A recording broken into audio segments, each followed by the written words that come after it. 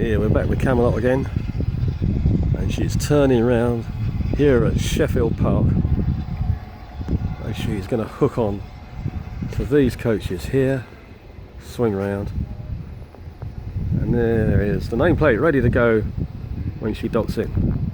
Or he, I don't know if it's a he or a she. Anyway, let's follow her in.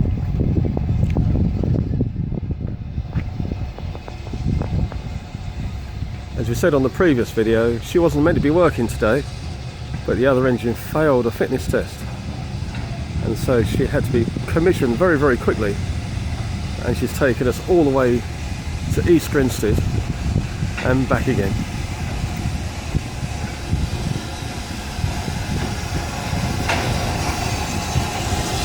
So here she comes. There's Jim the driver. Hi Jim! What a beautiful, beautiful sight.